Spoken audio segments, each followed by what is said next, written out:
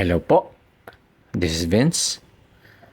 What I have here po is a watch from Rado. As you can see po, it is part of their Diastar line. Yung Diastar po no, as a line, denotes yung mga watches ni Rado na made of scratch resistant materials po yung watch case. When I say watch case, I mean ito po yung ulo nitong watch na to. This one, this entire thing, that's the watch case, that's the watch itself. And as you can see, highly polished po yung watch. And usually po yung mga highly polished surfaces are scratch magnets. And as you can see, this one is free of major scratches or marks, no? Despite it being an older watch. Pati na rin po yung crystal niya. Yung crystal niya po ay sapphire crystal po yan. As you can see, wala pong major marks or scratches yung crystal. So, the crystal is made of sapphire and yung case niya po ay made of tungsten carbide. No? Both very hard materials. And you can see din dito sa case back, kalagay po talaga na scratch proof. Where that only applies to the case po. And not to the case back kasi stainless steel lang po yung case back as you can see. Kasi maraming hairline scratches yung case back. This watch did not come with its original bracelet or strap.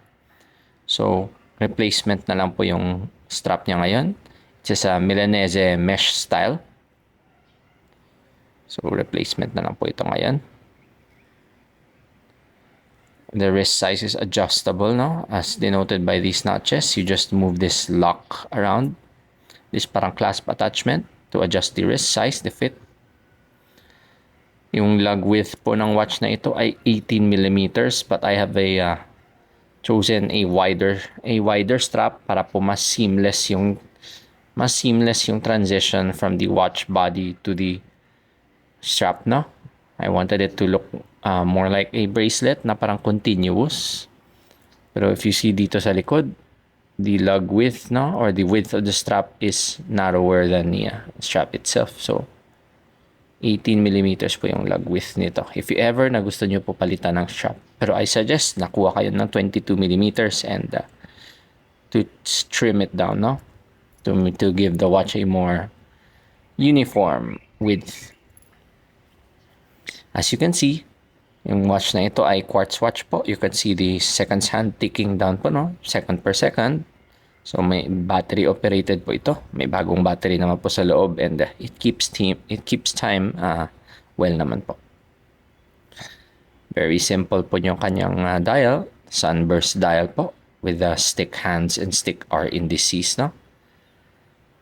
Very elegant, very simple, classy. This is a unisex watch, no? Or men's or unisex size. Please see how big it is on my palm and on my wrist, no? So yan lang po. This pala, no? To adjust the time, you pull the crown to 2 positions kasi meron siyang ghost date. So you first pull to the first position, date po yan dapat kaso wala naman siyang date complication. So you give it another pull. Yun lang po, no? If that will make you wonder. So yun lang po. If there's anything else you want to know about this watch na hindi ko po nailagay sa caption or naisabi sa video na to, please let me know and I'll be happy to answer. Thank you.